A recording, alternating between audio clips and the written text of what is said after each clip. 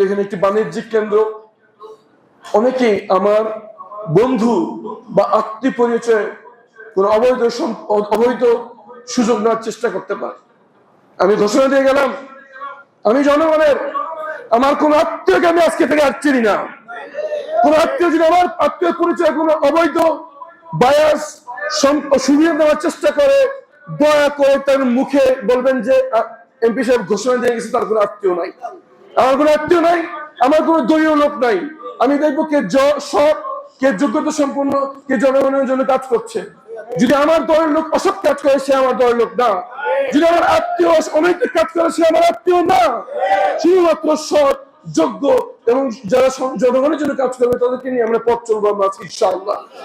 আমরা যদি ঐক্যবদ্ধ কাজ করতে পারি, আমরা যদি দলীয় ভেদাভেদ, মতাদর্শের ভেদাভেদ, ধর্ম বর্ণের ভেদাভেদ ভুলে সমাজের জন্য যেটা ভালো, আমাদের পরবর্তী বংশধরদের জন্য যেটা কল্যাণকর, সেই জন্য ঐক্যবদ্ধভাবে কাজ করতে পারি, ইনশাআল্লাহ এই নতুন বাংলাদেশ আমরা জীবন দশায় দেখে যাবো ইনশাআল্লাহ।